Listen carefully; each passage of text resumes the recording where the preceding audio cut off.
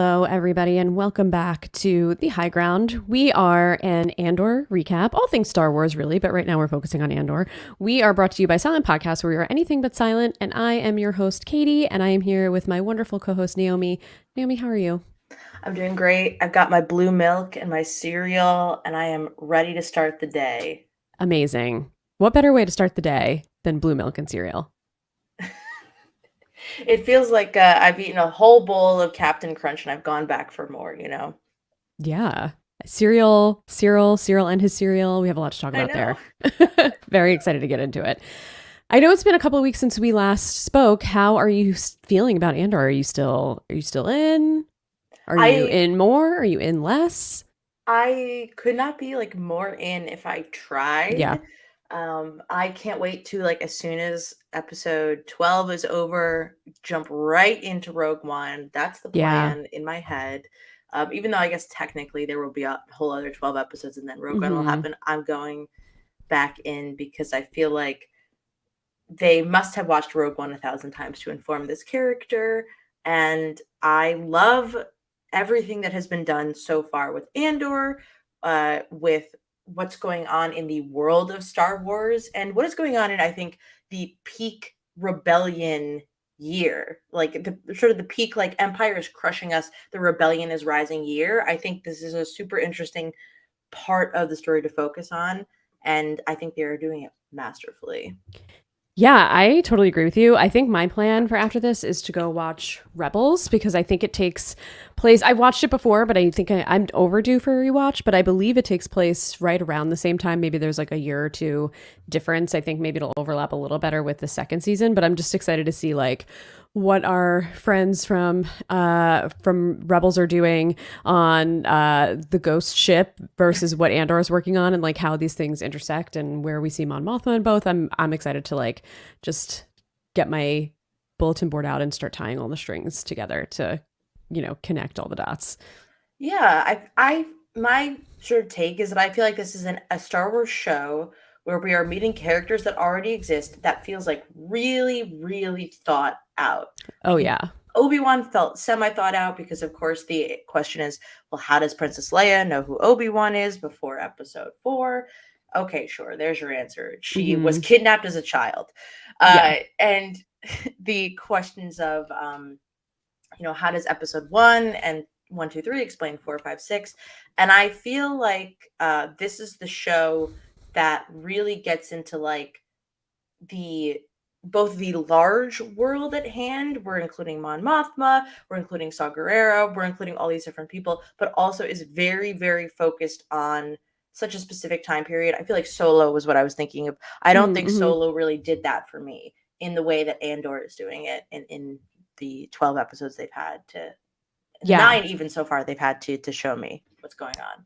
Yeah, I totally agree. I feel like Solo it felt like really self-contained, which is weird because it didn't all take place on one planet, but we really like knew the story for the most part that was gonna take place with the Kessel Run and all of that. But like this, I feel like the world building that they're doing in this show is just so impeccable. And I love that they're just really building sets and using real sets and not like the volume screen or whatever that screen is called. I just feel like it makes it so much more rich and it feels like we're really there with them instead of just like kind of CGI green screened in the background. Even though that technology is amazing, it just feels like this just feels very different. Yeah, there was a moment I think in episode 9 where I pointed to my boyfriend and I was like, "Do you think that's the volume?" But other than that, I've been uh, really enjoying the set design on this show. I Mm-hmm. think that Star Wars has a very obvious base level set design, right? Black, Yep. white, gray, red for the Empire. Mm-hmm. Um, Tan for all of the Tatooine yeah, tan if you're on a sandy little shenanigans. planet. Yeah. And if you're a Jedi, some browns, some robes or whatever. And Mm-hmm. if you're on a fire planet, it's red. And if you're on an ice planet, it's white and blue. Yeah. And what I really appreciate, first of all, is the Coruscant that we get to see in this show, and the idea of Chandril, like Mon Mothma's planet, and the clothing she's wearing, and all the sort of extra elements of her home, Mm-hmm. as well as a planet like Ferrix, which we've talked about before, and now Narkina 5 as an industrial prison, I think Yeah. is a really fascinating set piece and does a lot to explain, I think, how the Empire is both efficient and has no regard for human life. Yeah. And we will definitely get into it as we explore Narkina 5. But what a fantastic set piece. Oh my God, incredible. If you're watching on YouTube, I tried my best to make my background as white as possible to represent Narkina 5. It didn't really work out that great, but it's there. But yeah, let's go ahead. Let's talk about it. In episode 8, we're introduced to Narkina 5. Cassian is brought there and he's still kind of screaming like, I'm a tourist. I'm a tourist. And we find out, obviously it hasn't worked, Cassian. It's not going to help you here. But they bring him to Narkina 5 and we see that the guards don't carry weapons. And we're like, wait, what? And they have these big janky looking boots on. And we find out that just the whole floor is basically electrified. And that if they want to keep the prisoners in line, the prisoners walk around with their bare feet and all they do is turn on the floor to a different level and it will shock them, electrify them essentially. And that continues throughout. We see more of that through episode 9 to a point where it feels like we really peak with the floor, but we'll talk about that. What are your thoughts on Narkina 5 as an entity, as a prison? I mean, we meet all of, Cassian's, I guess they're kind of like, they're not really his cellmates. Like the cell is pretty open. It's just like a long hallway.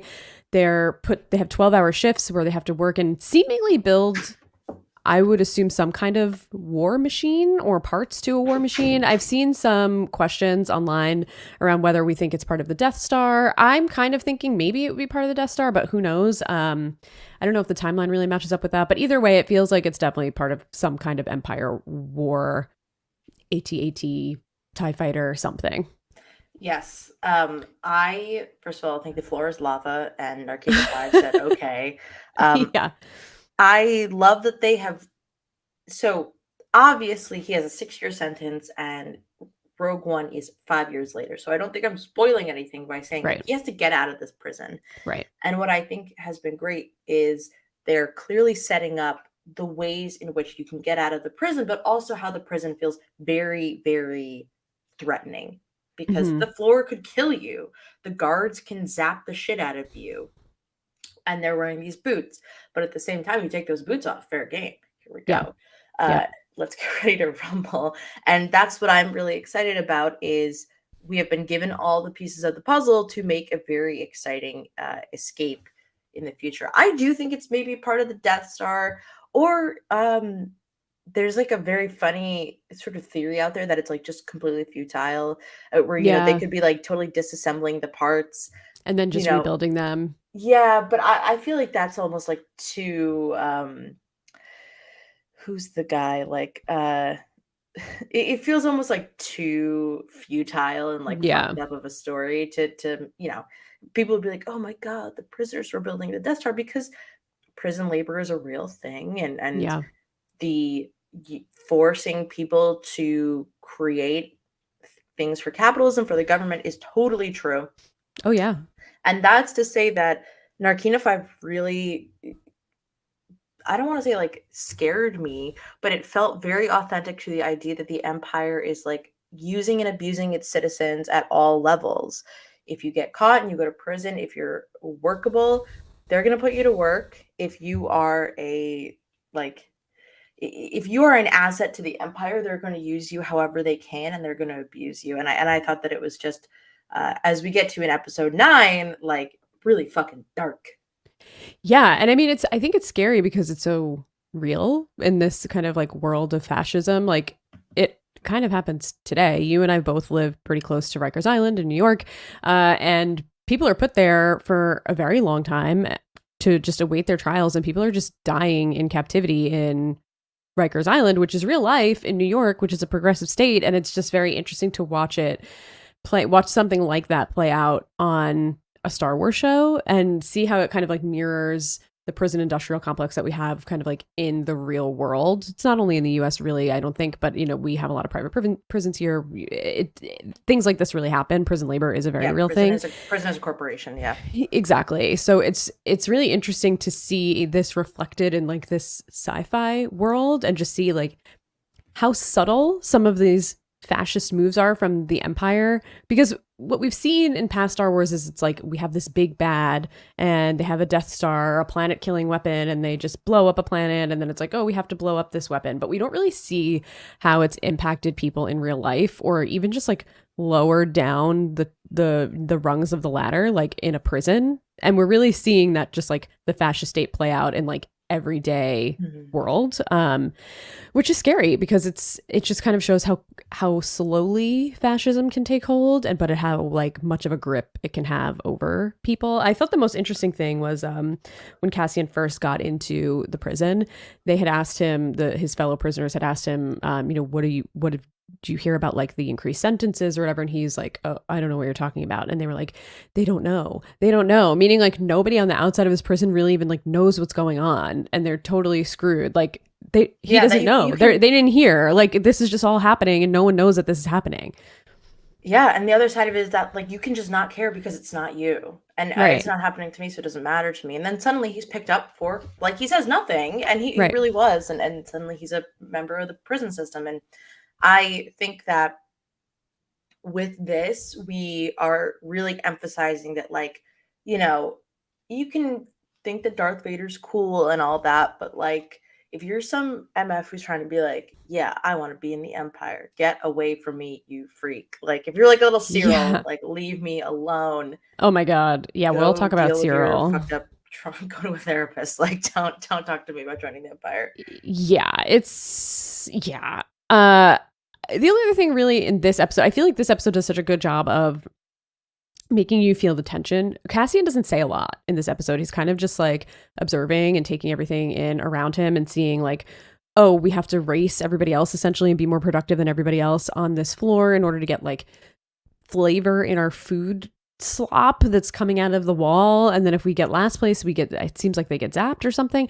And you know, I think kind of like a season of Big Brother. Like, yeah, kind of. You'll get slop if you don't. Yeah, exactly. Exactly. So it feels like he barely says any words. He's just walking around really observing and taking this all in. And they just do such a great job of building the tension so quietly in this prison, because you can really see like, oh, we got to go. We're like falling behind. We're going to get like, it's just like you can feel the weight of all of this. It's pretty interesting. And I think they do a really good job of showing us what kind of an awful place this is without like having to explain to us what an awful place this is, which I feel like the show's doing that so well. Some Star Wars I feel like is so heavy handed in a lot of ways, and this is just so subtle. And I think it's just doing such a great job. It also, you know, there's all those tropes of like, hey, new guy, welcome to the block. You're going to have to know what's up. And like, right. You know, person entering a new location and everybody already being a grizzled hard veteran. And I didn't feel that trope whatsoever from this episode. I felt it was very natural, very threatening. I really I said off the pod, but I love Andy Serkis in these two episodes. Yeah, Andy he's Serkis incredible. As Kino, as the sort of lead of the block, is so talented, and his face is like so good, and he doesn't feel like an asshole who's just like, I don't care about anybody. He just knows that like you just simply cannot care about anybody. Right. Like it's not so much that he's being an asshole because he hates everyone, but he does care for everybody, but like at the same time people drop dead and you just can't care about them, or as we see later, like people kill themselves in these facilities, and it's a very upsetting place to be, and you just have to like look forward and think you're going to get out. Yeah, absolutely. There's that scene in episode 8 where one of the prison mates, I guess, and their cellmates or on the same cell block kind of just stands there in the middle of the night and just falls out onto the electrified floor, seemingly to take his own life. That's how I read it. That's what it seems like the point was, which obviously happens a lot in prison as well. But, you know, when they go to bed at night, they electrify the floor so people won't walk around and whatever. It's just so like they do such a good job with the set pieces here to make you really see like everything is bright white. The lights are really, really bright. Like you could imagine there's no sunlight, daylight, outside time. You're literally doing 12-hour shift, a day shift or a night shift, putting these pieces together, same thing over and over again, just the monotony. That's trying on anyone. And I think you're right. Like, I think Andy Serkis is just doing such an amazing job as like, he's a prisoner as well, but he's also like in charge of the other prisoners. So it's like he does such a good job of really respecting the authority and but also being the authority, but also still kind of caring about his people. It's really interesting. Yeah, he doesn't tell them to like stop sign languaging to each other across the way. Right. Um, and that's also like another detail. So, um, sort of Keith Gergo, as he's known, Yeah. um, what a terrible, great name, Yeah. learns that the prisoners are sort of signing to each other across the like landing hallways that they are placed in and passing along information. But at the same time, it's very hard to pass along a lot of Hmm. information. And people come in every once in a while because people are dropping like flies in this facility. And we will get to later the big reveal. But to Yeah. me, it just felt entirely ominous. And I still am super nervous to see what happens. Me too. And I think that's another really good thing, amazing thing that the show does so well is that like we know the outcome of a lot of these characters. Not all of them, but a lot of them. We know what's going to happen to Andor. We know how he dies. He doesn't die in this show. Watch Rogue One if you would like to know how it ends and you haven't seen it yet.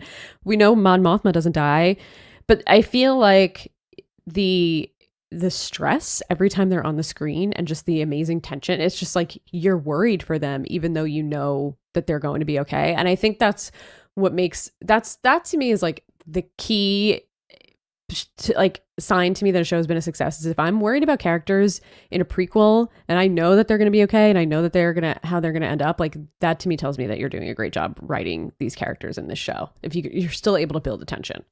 Yeah, and on the other side of tension is the Ferrex storyline and Yeah. poor Bix and Marva, and this was also something that I sort of felt, you didn't feel like Cassian was like a hero who they needed, but it certainly reminds you that like people love their friends, and Yeah.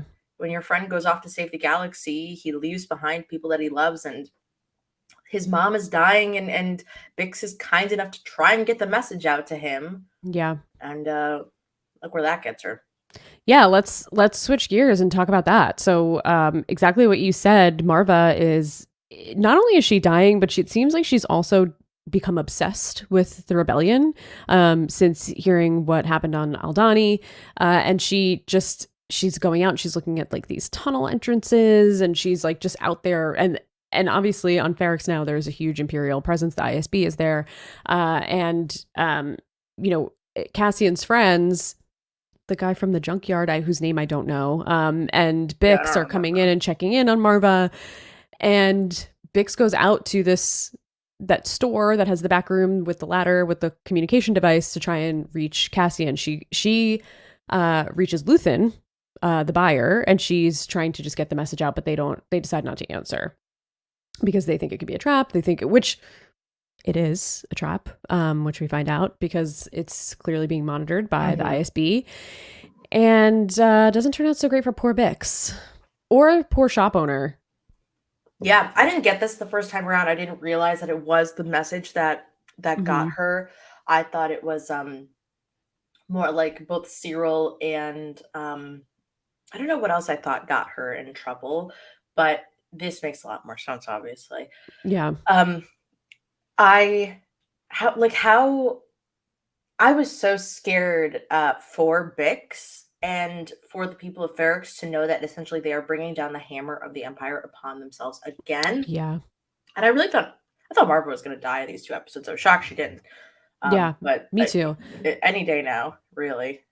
Yeah, poor Marva. And Seth makes a really, really great point in the chat. The main takeaway that he's had with Andor is it absolutely putting the depth of evil from the Empire. Not only does it make the show itself great, but by extension, all our Star Wars sequels. And I totally agree. It's I think they're just doing such a great job of like just showing how deep the like the web and the roots of this fascist empire goes, and how slowly and methodically, but forcefully at the same time, these things can take hold. I mean, just look at Luthen, the buyer. They were able to reach him and his shop on Coruscant from this radio, and now all of a sudden, like one thing happens, and it's like they just brought the hammer down, and it's everything is being monitored. The Patriot Act is well enacted, and nothing is really safe anymore. You thought you had maybe secret underground communication, now you don't. And not only are you getting yourself in trouble, but the shop owner, and it's just pretty rough.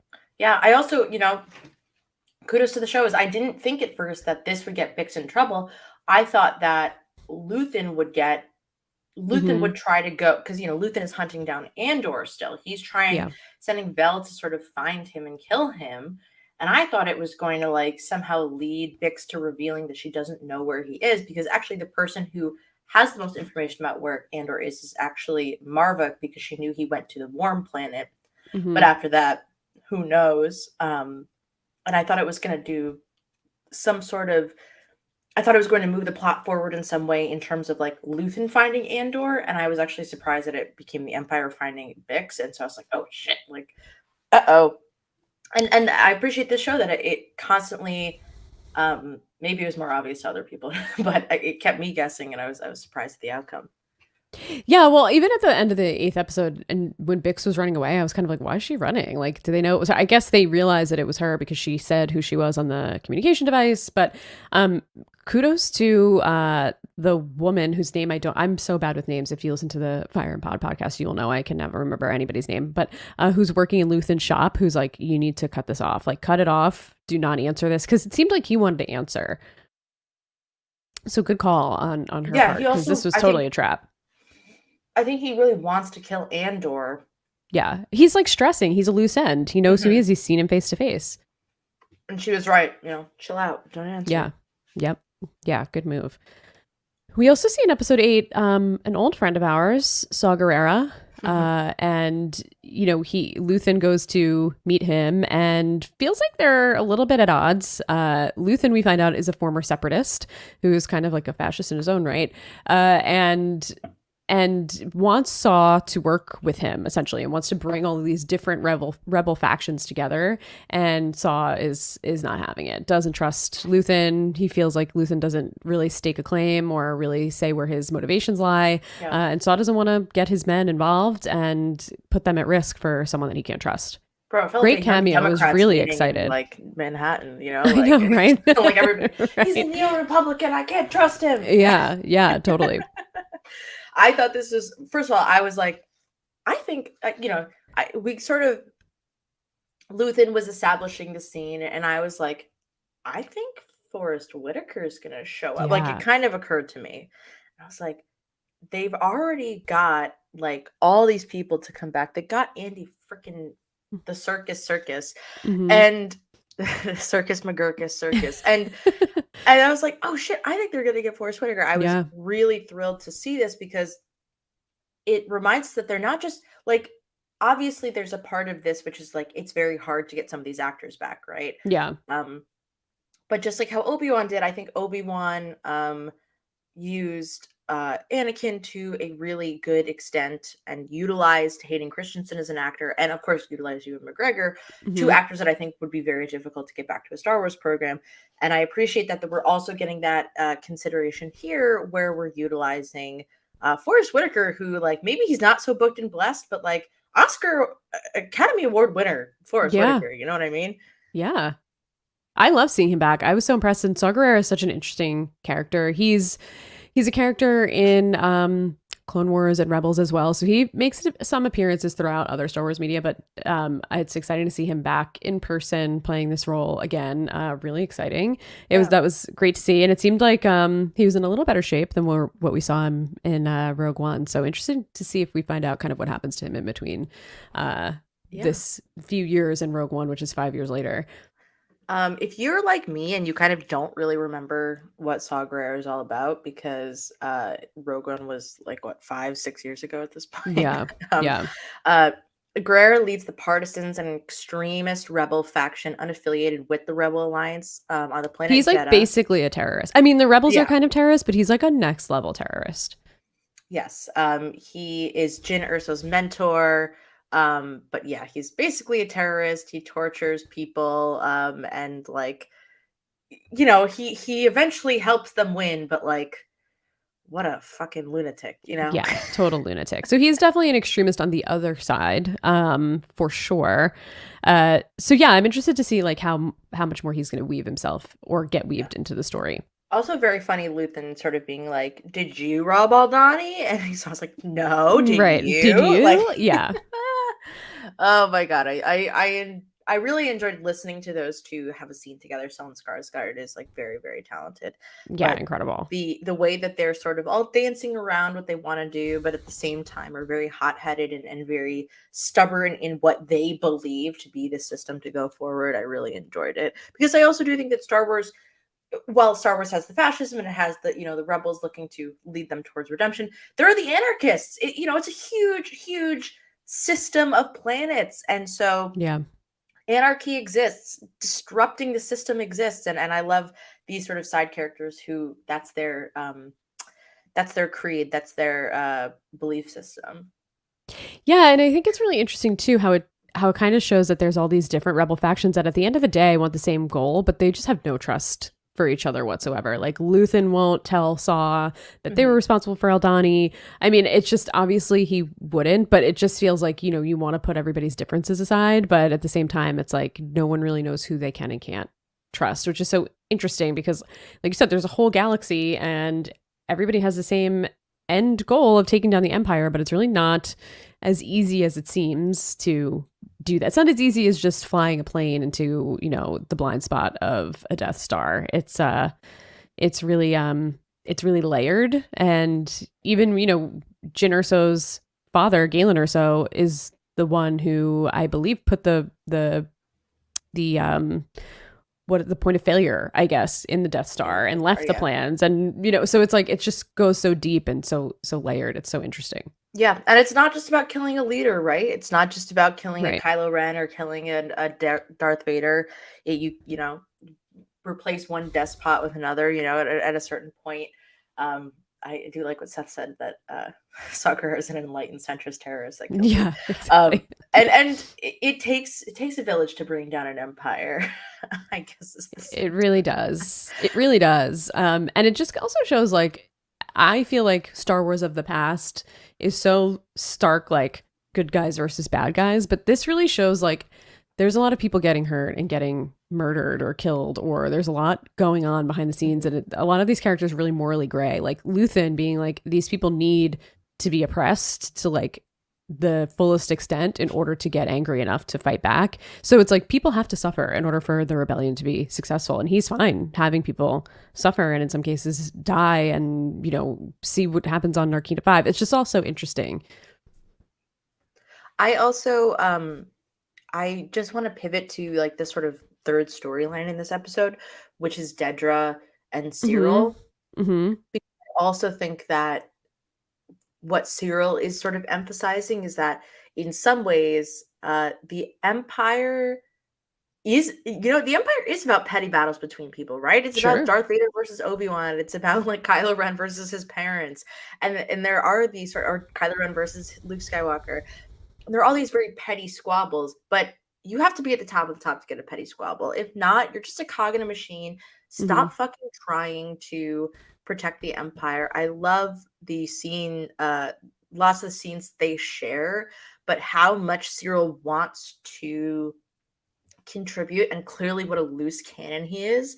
But at the same time, I don't think Dedra's necessarily more stable than him. She's No. like almost just more of a sociopath, and so she's not like emotionally invested in like killing Cassian Andor. She really wants to torture him to get to the new guy. You know, like it shows just the level of how they're both different and yet the same.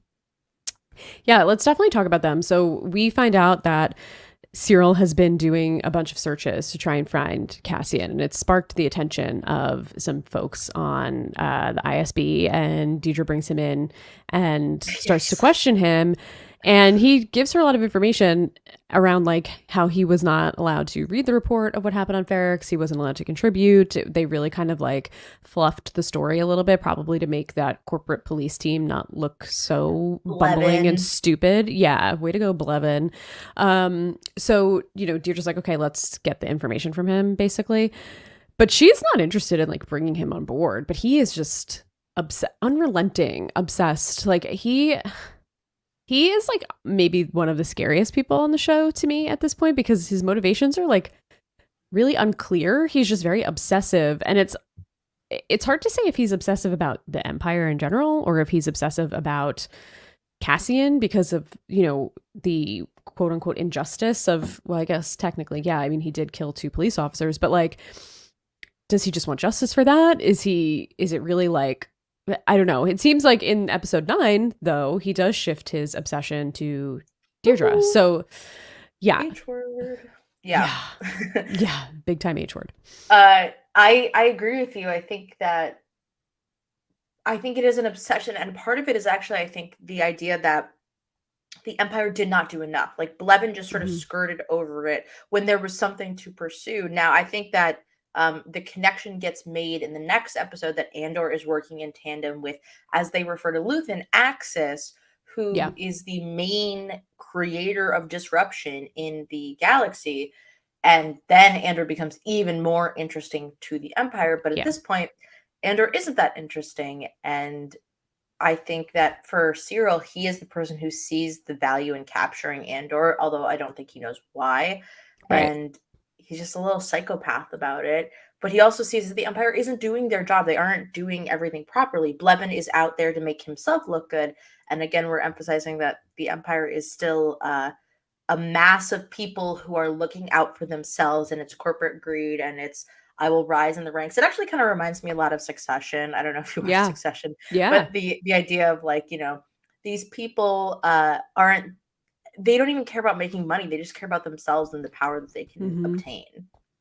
Yeah, absolutely. And I think you make a really good point, that Cyril doesn't even have any clue that that Cassian is tied to this bigger picture, but he accidentally kind of reveals that, it seems like, to Deirdre. And it's just, yeah, it's really interesting. It almost like it's like an interesting parallel to the prison too, right? It's like the Empire is operating the same way as the prisoners in this prison, and the rebels trying to just like move themselves a step forward. It's kind of just like everybody has the same end goal, but or the same personal goal is to just further themselves, but they're fighting for different sides, obviously. And we've my partner Matt and I have talked a lot about the Empire in this series, and how do they find all of these straight up fascist, basically like pseudo Nazis, to recruit Mm-hmm. into the Empire? Like, how are they finding these people We're that gonna are talk so about Dr. Gorst. enthusiastic?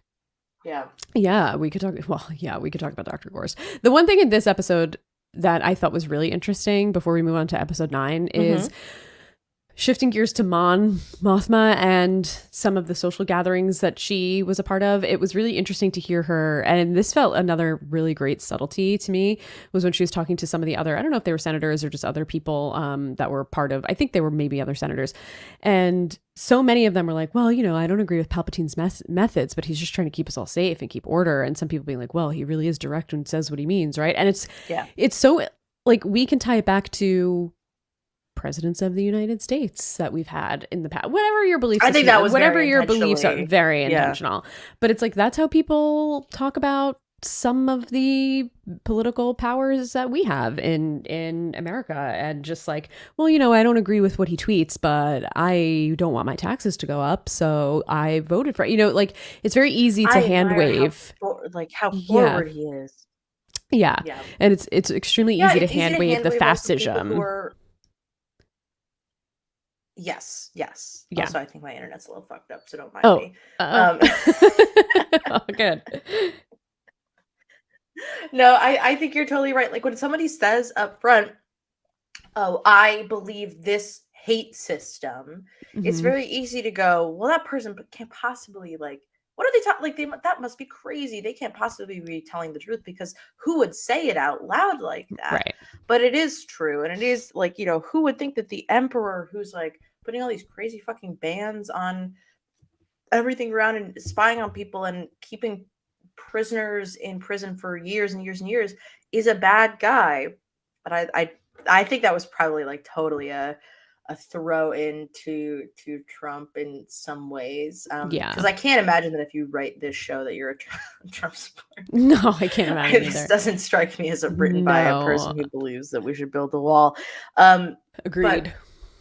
the other side of the Mon Mothma thing is I and we'll get into it with Belle, but I think she is just so trapped by the people around her, and she feels very unsure of what she's doing.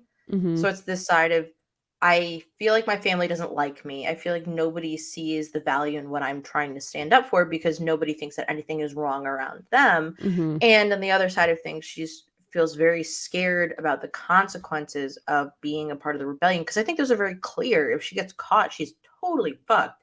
Oh, And totally. I think that the actress does a wonderful job of not making Mon Mothma boring, but also showing how sort of reserved and scared she is Mm-hmm. at all times for what could happen to her. Yeah, totally. I liked the part where that group of people were talking and they were like, "Well, we have nothing to worry about, right?" And Mom's kind of just like, "Yeah, well, you know." And it's I find her acting so incredible. Like she'll be Mhm. smiling and putting on a face like when she was talking about her arranged marriage to her horrible husband and someone was like, "So romantic." And she's like, "Well, I must really go." And then turns around and her face just drops. Like she's putting on such an amazing act and it might not seem like she is a huge part of the empire and it does kind of not the empire the rebellion and it feels like maybe she's even kind of like what you said like maybe questioning her part a little bit but she's doing such an incredible job of slowing things down and really stopping things from being further past or you know we kind of see her kind of like filibustering a little bit in episode 9 and people just like screaming at her and you know like booing her and turning their things off and not listening to her and that's kind of like her role in the whole thing right is to get some funding and really like just be a thorn in the side in the Senate. And it's a lot of pressure. She knows she's getting followed. She knows that, you know, she obviously can't trust her family. Her husband is very shady and turning her little asshole daughter against her very clearly. So I'm so interested in the Mon Mothma storyline to see where this goes and what the deal is Yeah. with her family. I'm also like interested. This is just my big Star Wars qualm is that they'll say things like Mon Mothma said that she was like raised at 15 to become a senator. Mm-hmm. It's like, what is going on with your government? Why Right? are children Well, allowed in the Padme Senate? too, right? She was so young and she This is what was, I'm talking yeah. about. What is going on in these planets where they're like, you know what? You know who would govern us really well? A child. Yeah. What could go wrong? I can I and also like when you have a Senate that big, like, we see our Senate fighting and they've only got 100 people in it, like Mm-hmm. what what is going on here? And my sort of question is like, how does the Star Wars Senate work? And maybe do we think we need a better system of government considering that children are making decisions for our people? Oh, I mean, yeah. I think oh, I would love this is probably the most boring thing that is ever existing in Star Mhm. Wars, but I want like a deep dive into just like the governmental system, including the Jedi Order. Like, why do we have the status quo? Why this way? Like, why is the Jedi Order fighting to save like political figures instead of like the people? How did they become political figures themselves? I'm sure there's like media out there like between the old New Republic and whatever, but Yeah. it's just so interesting to me. And like obviously at the time of the prequels, the Senate was completely corrupt already. It's just now it's just kind of there. It's like not even doing anything. It's just like there. Yeah, Seth said, "Give me the West Wing of Coruscant." I would watch the Yeah. hell out of the West Wing of Yeah, just Coruscant. I get want it George all. Lucas, get him high as fuck and have him like come up because the Senate is like sort of more from episode 1, 2, 3. And that's the Georgie era of Star Wars. Yeah, Let George Lucas just write like a whole breakdown of how the government works in Star Wars. yeah. And Hand it to like, Aaron Sorkin. right, why is it an empire? Why is there an emperor if you're supposed to be a democracy with a Senate? Like Right. explain I don't care how dumb it is, explain it to me because I'll accept it. He'll be like, well, the Senate was formed because a couple people got together and voted on one thing, and then it'll be like, okay, sure. Now we Right. made a Senate. I just want to hear his backwards ass ideas. Yeah, I want to hear it all. Like I just find it so deeply interesting, weirdly enough. Um but yeah, anything else about episode 8? The one thing that we didn't really cover is that Vel and Cinta is now don't know how she Mhm. got off Aldani, but she's now hiding out on Ferrix, waiting just to find some information about Cassian because they're essentially just here to make sure that Cassian can't leak anything. Little do they know he's locked away in a prison industrial prison Yeah, I situation. mean, I just like the Vel and Cinta storyline because I think it's a great we see Vel sort of emphasize it later, that they care about the rebellion first and they care about people first, and Hmm. they could live a happy little life if they wanted to. They could just go back to Sean, they could go to Vel's. I bet she's like a really nice apartment on Coruscant and just live Oh their yeah. lives. But if they want society at large to be safe and people to be safe, their love comes second. And I Yep. thought that Cinta's a really fascinating character. I hope we will see a little bit more of her, I assume, because we keep going back to Ferrex. Yeah. It'll come up. Um, but I just love their relationship because I think it emphasizes how the people in the rebellion are willing to give up their comforts and their material possessions in order to benefit society. Yeah, absolutely. And just the fact that they're so willing to separate and leave Cinta there, especially with the ISB presence that's there, like Ferric seems to become a real hotspot of Empire activity. So, being part of the terrorist attack that led to this extreme increase in Empire kind of, iron fists that's cracking down on everybody, it's got to be a little scary for her to be, you know. Yeah, I mean, also the idea that like Cinta and Vel escaped from that whole Aldani robbery and like nobody gave them a description of a face of what they look like. Yeah, it's a little surprising because like they didn't kill everyone. Yeah, she was Cinta, hanging I around think, those is people. probably, yeah, Cinta, I think, is probably okay because she was kind of like off to the background a little bit and she was like in that room with the other. So maybe like her connection wasn't super clear, but like Vel was in there holding people hostage who are still alive. And she's now on Coruscant, just like living her life as if that didn't happen. That's pretty interesting, actually. Like Mhm. how they didn't get a description out, how there's not, there's so much searching going on for Cassian Andor with this hologram thing, but why not any of the people that were part of the Aldani attack Yeah, yeah. that escaped? I know, and that's the other. That's how I'm like, damn. How did she get off the island? Like Yeah, it's a how'd she great escape? question. Great Anyways, question. All right, well, jumping into episode 9, I mean, a lot of the time is still spent on Narkina 5, and we'll talk about that a little bit, but we see Olaf, who's the older man that's on the table that Cassian has been assigned to, is having some trouble. His hand, we first start seeing like his hands cramping. He seems to have some pain, and by the end of the episode, we really see him completely just deteriorate, and he's obviously going through a health issue. And Andy Serkis' character, I don't remember his name of, and I apologize. Is like we just got to get him through it. oh, Like he has Kino. 40. Kino, yes, thank you. He's got 30 shifts left or 40 shifts left. Like we just have to get him. Just get him to a point where he can get out and he's going to be free. He's going to be free. He's going to be free. And as that's happening, and as throughout the episode where Kino is like really just like, let's just like chill, I'm not giving you any information on how many guards are on each thing, like we just have to get him out. Cassian is having conversations with others on his floor. We see him going into the bathroom in the mid shift and like punching out a panel and trying to like cut something. I guess maybe he's trying to cut power to the electric floor. Like his gears are turning. He's not just sitting there happily living out this Shawshank sentence. this shit. Yeah. Yeah, he's trying to Shawshank this shit for sure. And we see that the elevator is not attached to the electrical system, which is a pretty big development. So that'll definitely come back later. But Cassian is also trying to just get more information on. He's basically planning a prison break or prison massacre, an uprising or revolution inside Narkina 5 of how many guards are on each floor. He's asking Kino. Kino's like, I'm not telling you, like, what are you, crazy? Like, don't have these conversations. And Cassian is like, they're not listening to us. Like, no one's listening to us. And he just kind of starts screaming that, like, no one's listening, which really ties back to what he said to Luthen about the Empire being so fat and happy. I think that was like episode 3, that they would never think that you would just like waltz right in or plan something kind of like under their nose, which is Yeah. seems like still has that attitude.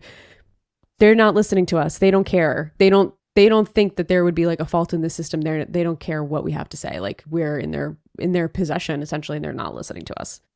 Yeah, I think that's a great connection to make. And it also makes me think of how they are watching somebody like Mon Mothma, somebody who knows she's being watched and therefore is being very cautious, or Luthen, Mm-hmm. but they're not watching the people on the bottom floor. Yeah. They're not watching the lowest of the low rebels, especially people who they believe they have in their grasp, people who are Right. in prison, people who have no escape, no choice.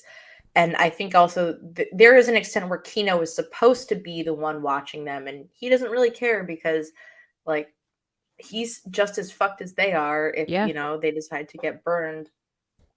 And I really this episode was so dark, but I also think that So it was dark. very important in showing the what's the word? The, like, not education, but the radicalization of Keith Gergo, aka Yeah. Cassian Andor. Yeah. And I think that when we started, I was worried in episode 7 that he, or is episode 8, that he wasn't going to, like, be on the team with the prisoners, that he was, like, the same way he was sort of against the rebels for a long Right. time. But he, is now clearly, like, in the forefront of planning this escape. And I like this, right?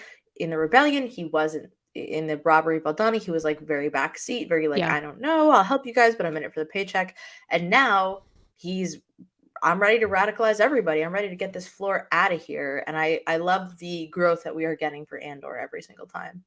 Yeah, and it's again, I know I keep saying the subtleties of the show, but it's subtle, right? Like it's just showing that he's more and more caring about some of the people around him instead of just trying to get himself to a point where he can escape. He's working with other people. He's trying to find more information. He's very caring about Olaf and trying to help Olaf. Yeah, it furthers their table and make sure that they don't get zapped at the end of the day, but it also is making sure that he stays safe and he's not in pain and hurting and, wants to save him essentially. And I think some of this Narkina 5 stuff is it's incredible, but also incredibly dark. Like you had mentioned earlier, there's some it feels like there are these tubes where they're holding the different floors in order to go from maybe like their shift to their cells. And the group, I think they're on like floor 4 or something. I don't really know what floor they're on, but they're stuck in this tube for a really long time. And they're like, something's going on, like something's up. And one of the prisoners at Cassian's table is communicating with someone across the way, and they're trying to find the information, but they can't really see. It's like they're signing or reading lips, and they're like, something happened on level 2, something happened on level 2. And now there's this big rumor that something went on level 2, and they send everybody back to their cells. They shut everything off right away. It's like feels like they're under lockdown almost, and everybody's trying to find out what's going on. And while Cassian is trying to talk to Kino, saying, how many guards are on each floor? Like, we need to know how many. And he's like, I'm not like, and he's like, something happened on level 2. And he's like, these are rumors. I'm not, we're not talking about these rumors. Just like go to sleep, whatever. He kind of even just turns over and ignores him, shuts his light off. And we find out, Olaf unfortunately gets very sick and they need a medic. He like can't even make it back to his cell. So Cassian and Kino stay with him and they call a medic, and the medic comes up and is like, I can't save him. And he's like, he's lucky basically for what he's going through. They euthanize him essentially, and inject him with something that will let him die peacefully. Even though Kino was like, he's out in 40 days. We just need to get him to the end. We just need to get him there so he can get out. And he's like, no one's getting out, dude. Like, it's not happening. He had a stroke. He had a stroke, a massive stroke. He said, he's like, I can't save him. And then, they ask him like, what happened on level 2? And he said, people found out someone that got released got brought right back in to level 2, and everybody found out and they rioted and they killed everybody basically on the floor.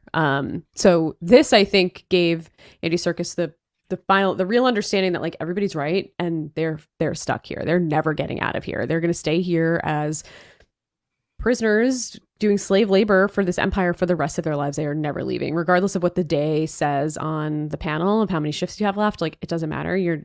As soon as you think you're out, you're just going right back to a different floor.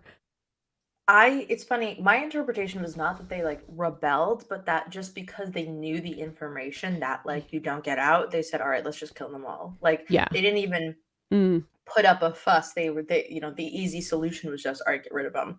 And that's either way, it's like super duper fucked up. Yeah. And you know what? This was super duper fucked up and I didn't like it. No, I thought it was great. Yeah. I thought it was a real exploration of the idea that there are tons of people in the Empire. The Empire can just arrest more people and throw them in this prison if they really need these items to be made. Yeah. And we are all cogs in this machine that controls us.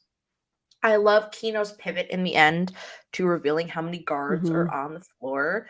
I think that, again, Whereas I thought when we discussed Obi-Wan that Obi-Wan's story beats never like felt really satisfying. Yeah. They would always be like a little weird, a little off, a little like not, oh, you could have done this and it would have just been so much easier. What I find is happening in Andor is that they're consistently giving us story beats that make sense, that feel both obvious and yet really, really solid. And this is the way the path is going forward, or you forget about them. Like, you forget that he's been asking about how many guards are going on until the end. And Yeah.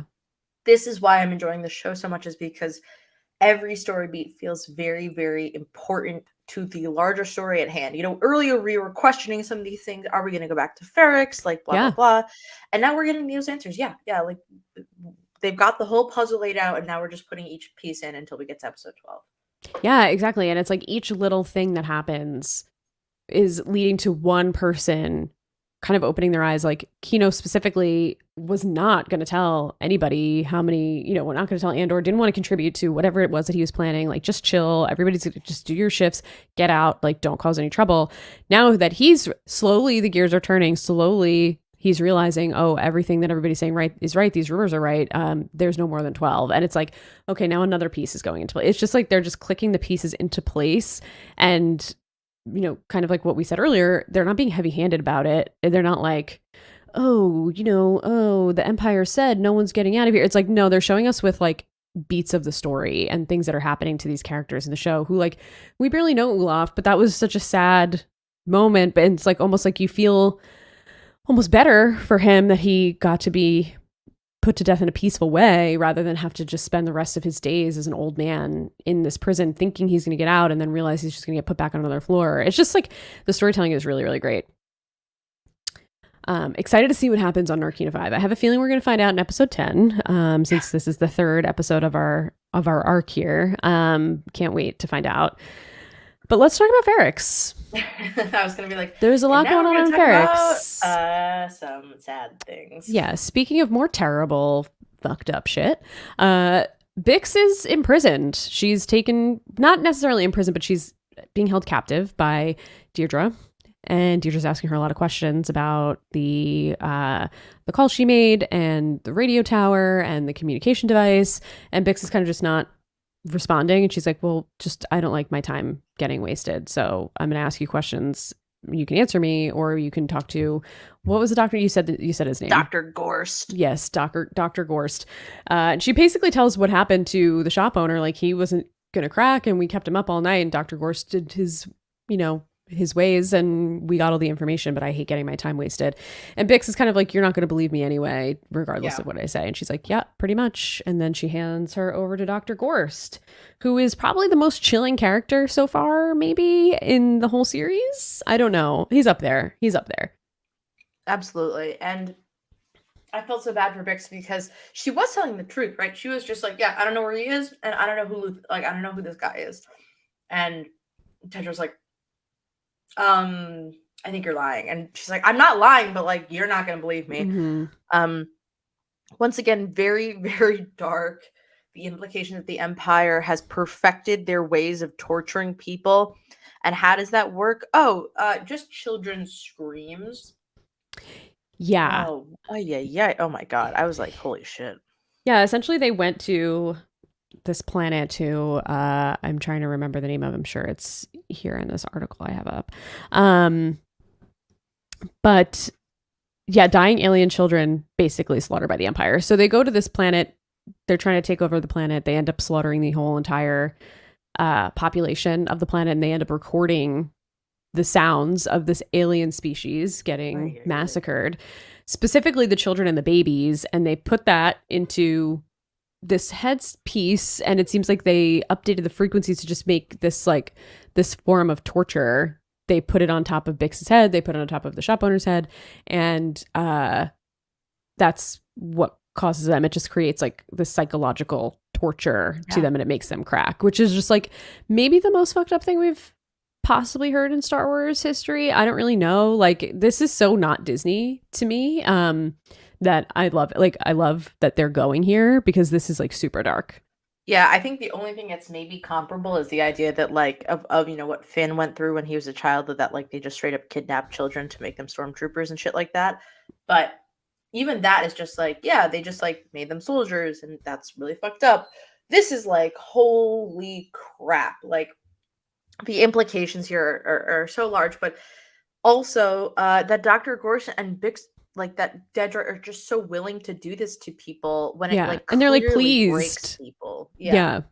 Like They're like proud really of the fucked work up. that they're Yeah. doing. Oh my God. Yeah, it's wild. And Dr. Gorsuch, it's like he seems like a nice guy, right? Like when you're talking to him, it's like he's like Right. Very this friendly friendly. Yes. man who's like, oh well, you don't have to be scared of the restraints on your chair, and like this isn't going to this isn't going to cause you any physical pain.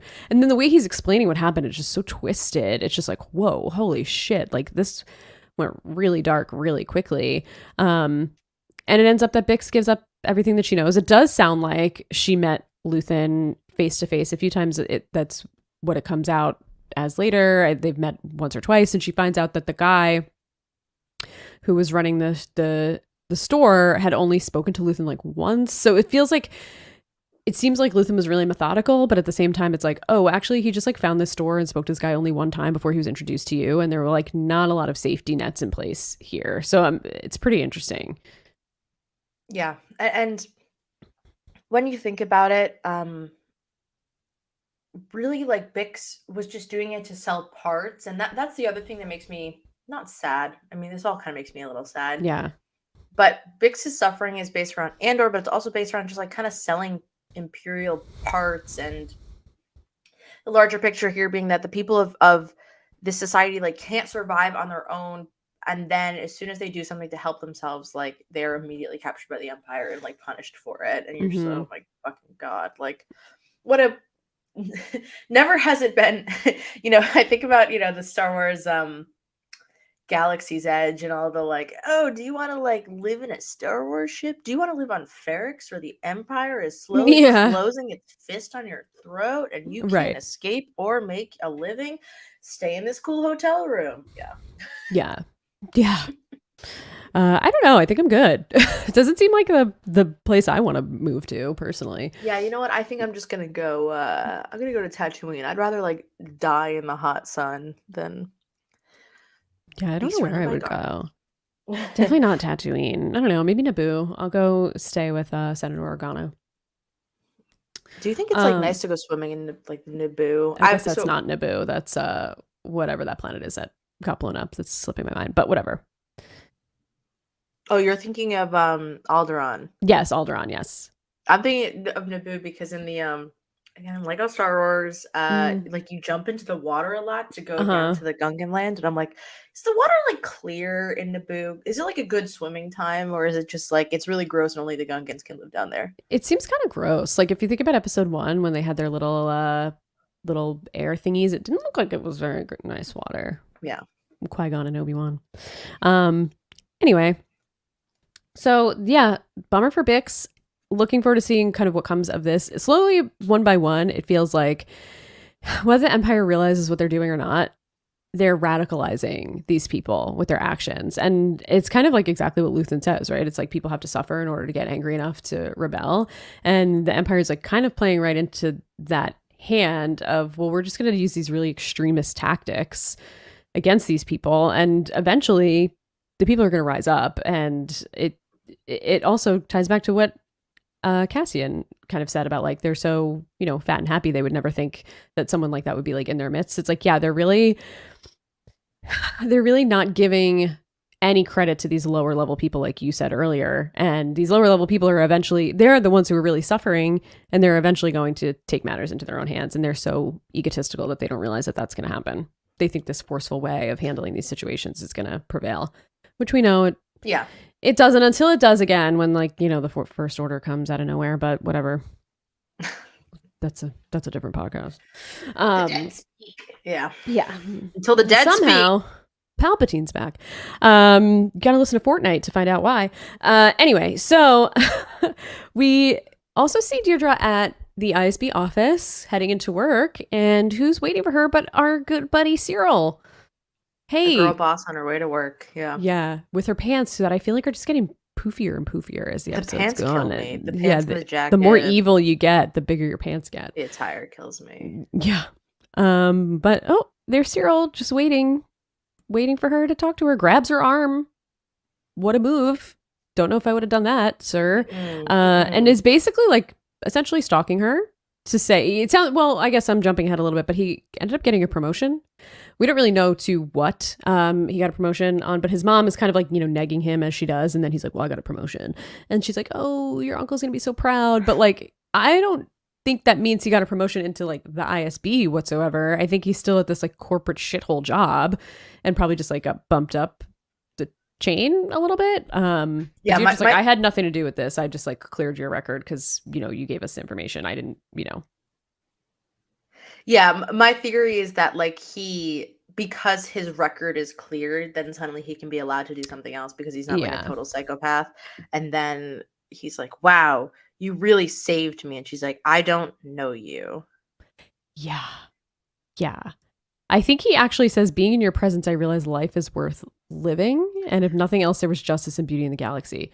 Whoa. Big yikes, my guy. Big yikes. And she's That freaked out. is Yeah, she A should woman be. who She doesn't wasn't seem freaked to out get. by the sound of Yeah. children screaming. Well, that's what I was going to say. It seems like she doesn't get freaked out by much, but this man freaking her out. And I don't blame her. And she's pretty much like, I will basically have you killed if you come near me again, pretty much. I kind of can't wait to see where this goes. She's not charmed, to say the least. Yeah, no, she's not a. I don't want to even say not a fan. Like, it's such a funny scene though because she's like, "Oh God, you're still a problem," and like her threats, the way that the way she threatens him, where she's like, "I don't want to ever see you again" or Mm-hmm. whatever. I'm like, dude, he's into that. Like, there's no way Oh, he yeah. he wants to be told stay away from me because he's just That's gonna scratching give his itch. chase, Yeah. bitch. Yeah. Mm-mm, Yep. Yep. mm-mm. Horny jail. Horny jail. Yeah. Seth said he's a fuel QA assistant manager, assistant to the regional manager of fuel QA assistant. Yeah, rough. I am excited to see where this goes. I'm a little creeped out. Cyril is this guy's wild. Yeah. Very Yeah. But I obsessive. also like the Cyril storyline has sort of gotten away from the main part of things, right? He Mm-hmm. is no longer a guy who's about to go to Ferrex to fuck some shit up. But I Mm-hmm. love the way that they are keeping him involved in the series because he's doing like some weird shit. And it it makes me happy to see that they're like, okay, well, somebody who would be obsessed with the Empire would be kind of a psychopath. Oh yeah, total psychopath. Like these are the dudes that are on like the men rights activists Reddit and like the red pill Reddit subreddits and like 4chan and stuff. Like these are the guys that you really should be scared of Yeah, meeting he's in an real life. Empire rights activist for sure. Yeah. For sure. Be careful who you swipe right on dating apps for you single And people. One Coruscant of these Tinder, guys could yeah. be yeah, lurking in the wings, waiting to strike. Um Talk a little more about the ISB. I had a little bit of a maybe not a tough time following, but putting all the pieces together of everything that Deirdre was saying to, in the meeting room of what she found out on Ferrex. She found out, she found out all this information from Bix. They can maybe tie Cassie into it, but not really. What happened on Aldani? And, oh, well, we found out that the soldiers on Aldani were clean shaven and Andor was clean shaven when he got back to Ferrex. And then we find out they grabbed a pilot that was part of Anto Krieger's faction, which I believe we don't know Krieger yet, but this is who Saw and Luthen were talking about meeting or Yep. joining forces. But they found a pilot and they're going to stage his death, essentially. Yes, and I did think it was like such a goofy little stretch for them to be like, well, he's shaved. Right. And they're like, not that it means Maybe. much, but he is clean shaven. Yeah. That made me laugh because that was something that I didn't even really think about. I was like, yeah, you would shave because I'm sure soldiers don't have facial hair. Right, right. But I do enjoy I do enjoy these scenes of Dedra sort of reporting it, like they're making the connections. But what I'm still kind of missing, I guess it would become a little one note, is I'm missing Blevin a little bit. I'm missing Yeah. her opponent because a while ago we got told like watch your back. And I feel like Dedra's not watching her back anymore. And I don't know if that means that like Blevin's gonna come out of nowhere and they're gonna like attack her for being such a girl boss, or if it just sort of implies the idea that like she's eventually going to go too into this. Like I felt that the implication was that like your coworkers are going to fucking fuck you up because they don't want you to do this. So I am glad you brought this up. What do you think about Deirdre's assistant? Because this is kind of where I see things going. Like he seems to be just as ambitious as she is, and the watch your back to me is like there's one Deirdre, there's going to be another one that's going to ready to cut you down the same way you cut Blevin down. And I'm wondering, like the assistant is like, don't worry, you don't have to come to the same because she's shaken up by this serial Yeah. interaction when she gets into her office, and he's ready, he's waiting there, he has all this information, and I'm curious, like, do you think he's going to be maybe her downfall? Do you think we're going to see more from him, or is he just like a loyal assistant to her? Or is his I ambition going to think, kind of come out of nowhere and strike her? damn, I think you really like, damn, Katie, I think you really like nailed that shit. Right? Like he Like, was like, no, you don't have to come. Don't worry. Like we got it. We got this. Everything's already set up. We're good to go. yeah, is he gonna rise through the ranks? I think that's a great point, and I would like that a lot more, than just Blevin being like, well, I called HR. Like, Right, right. I think Would it love to see what implies. the Empire's HR department looks like, by the way. It implies the idea that the empire is not somewhere where you can safely ascend. You are Yeah. always vulnerable. You can always be the captain of like a group of stormtroopers and then you're going to get killed. Like you are always vulnerable because everybody is greedy and power hungry and corrupt. Yep. And so no matter how good you do, there are still people ready to usurp you. Yeah, yeah. So Yeah, I would interesting. love it if she totally just like was not fully watching her back to everyone around her. Yeah. Would be interesting. Yeah, and Seth also says, or will he meet an untimely demise and will Cyril take over? That would be also really interesting. Oh, I'm that's excited to see where brutal. all of this stuff goes. I will say Deirdre was a really interesting character to me because I didn't really get her motivations in the beginning, and now I realize that she's just a fucking psycho evil bitch. And I love it. I love a villain. She's an incredible villain. But she just she's just downright evil. Yeah, and I think the implication there also is that she is the law in a way that Cyril couldn't be. Yep. She is one of the guardians of the rules. And at first they think it is like, because it's that argument of like, well, these people were looting. Well, these rebels are destroying Imperial property. Well, they're robbing Imperial bases. And so if you're a Nazi, you can maybe justify to yourself like, oh, well, I don't Right. like disorder.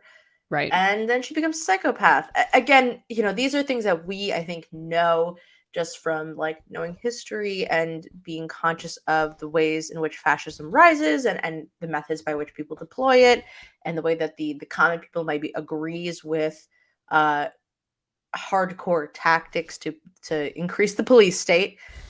And I think that Star Wars is showing it in a way that I do think is subtle. Hmm. Um, what was there was a show recently where like people were missing the point. I think it was Star Wars, or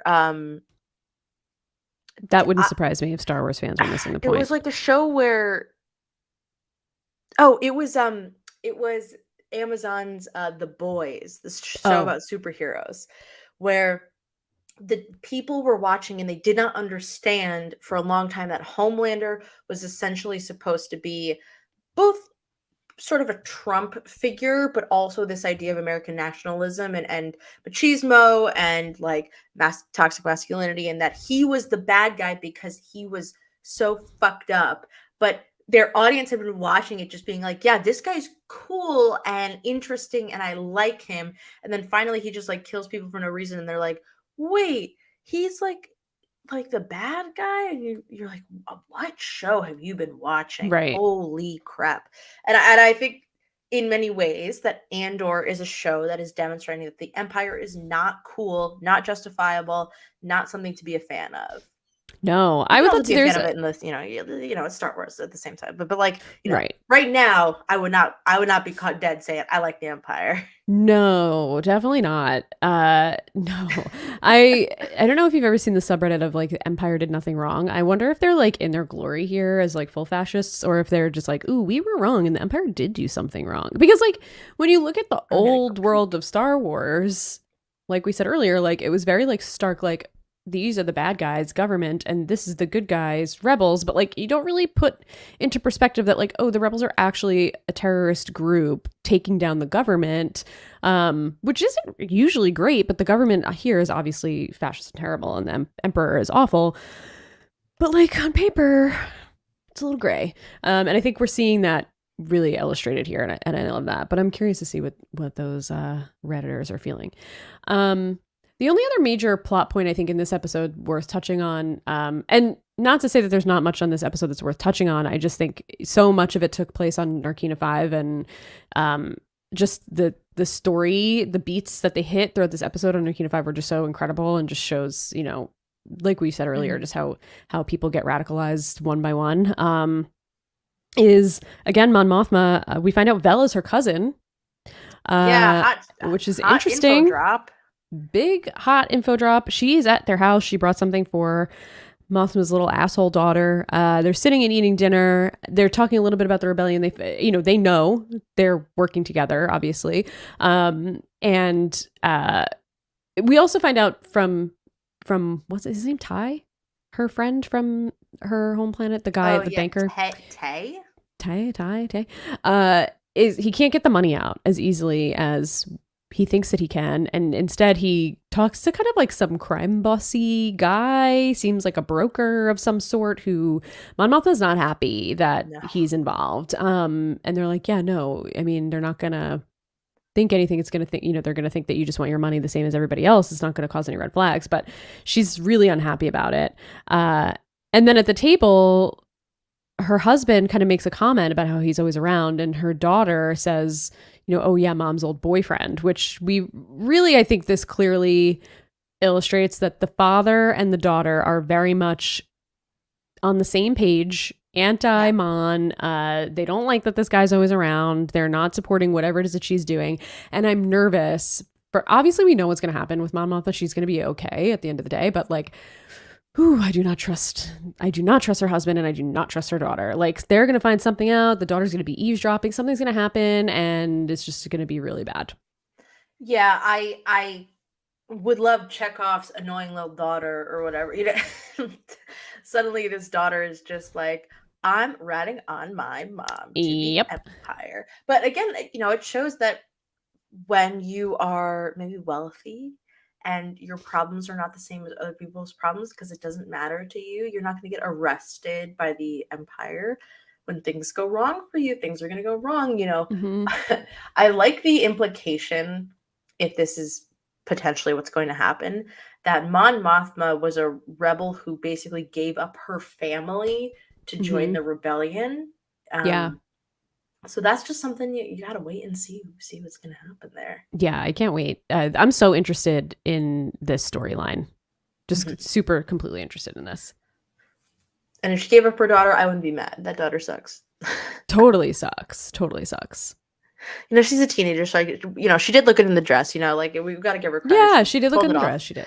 I did love the Vel storyline, because I think it again re-emphasizes that Vel is in it for the true cause. Yep.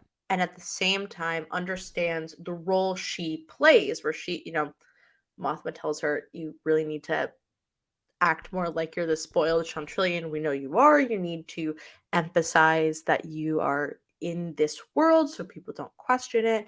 And I think Vel is a comfort to Mon Mothma in many ways, emphasizing, we're doing something. This is important. Don't worry. I am doing this for the good of society, but also like, keep up what you're doing, because without you, we're fucked. Yep. Totally. Totally. I loved it. What a gag. Oh, your cousin's here. She's like, yeah. And I was like, I thought it was going to be a twist of like, oh no, it's not her cousin, but it was her cousin. Yeah. And it wasn't. Surprise. Look who it is. Any final thoughts about these two episodes? I mean, this show, it just keeps like, the tension keeps building. The stakes feel like they're getting higher and higher and higher every episode. I just can't wait to see where it all goes. I'm the same with you. I'm looking forward to it's kind of funny. Like, I'll go watch Survivor at the bar, and then I'll come home and I'll be like, okay, what happened on Star Wars? I'm almost more excited to see what happened on Star Wars than I am to see what happened on Survivor. Oh, I'm 1,000% more interested, especially Survivor's been getting better this season, but it took a while to grab me. Still a little iffy. Yeah, a little iffy. All right. Well, Naomi, if no closing thoughts, where can our friends on the internet find you? I'm excited for the last 2 episodes, or 3. We have 10, 11, 12. Yeah. So 3 more episodes left of this season. Yes, I'm psyched. So if you want to hear me talk about things more, you can listen to Fighting, a Genius podcast, which is about it was a Korean reality show called The Genius that came to the Netherlands. So nothing in English yet. However, it's really fun. It is, if you're into math and high concept level gameplay for reality TV, where there's I can't even describe it. It's like, if you like math, if you like cool puzzles, if you like figuring shit out, you should watch The Genius. Join me and Joshua every week as we talk about the episode, recap it, compare it to the Korean version, and see what's going on. And you can also listen to Quickfire Queens at our Top Chef podcast, Project Gourmet podcast, Make It Work. And just in general, you can follow me on Twitter at Naomi Calhoun. Look at that. Yes, go give Naomi a follow. Go check out everything that she's working on. If you would like to find me anywhere, I am on Twitter at RealSlimKatie. You can give me a follow there. You can also follow me on Twitch at twitch.tv/RealSlimKatie with an underscore. You can also find me on a few different places on Silent Podcast, talking about all things Real Housewives with my co-host Carrie on the Cool Water Show. Carrie and I also talk about the challenge. Took me a second there on TJ Hates Quitters. And later today, I will be working with Isaiah and Julia, who we stan, on another Big Brother season recap of Big Brother 21, which should be a spicy one. So check that out later. We'll be online around like 5 or 6 live here on YouTube if you're listening to us live on a Sunday. Otherwise, check it out in your podcast feed if you're listening to us later, or on YouTube. Can I give BB 21 hot take? Yeah. I actually don't hate the idea of a camp comeback twist, but I hate everybody who is involved in BB 21, and I will be thrilled if I never see any of them on my television again. Yeah, I'm not fully opposed to the camp comeback take. Obviously, it played out in literally the worst possible way that could have happened, but yeah, I wouldn't be. It would. We need the right circumstances to. Yeah. Also, Tommy and Annalise, get them off my television ASAP. I hate them so God, much. the worst. Yeah. So plenty of BB 21 takes coming between the challenge podcast, TJ Hates Quitters, and our Big Brother 21 Bounce Checks recap. And other than that, you can listen to Silent Podcasts anywhere where you listen to your podcasts. Like us, rate us, subscribe to us wherever you get your podcast downloads. You can also follow us on YouTube and on Twitch at Silent Podcasts on both, and check us out on Twitter if you'd like to see what we've been up to lately on at Twitter at silent_podcast there. Otherwise, we will see you for the next round of the next few episodes of Andor. Can't wait to talk about it. Can't wait to see what happens. Thank you all for checking us out. We're going to play this little video if you're watching live. I'm more than likely going to screw it up, so look forward to like the awkward second where we're like caught at the end. All right. Well, I should, speaking of, bring the video up. Naomi, thank you. Everybody in the chat, thank you for listening. Have a great rest of your day and weekend, and we'll see you soon. Bye.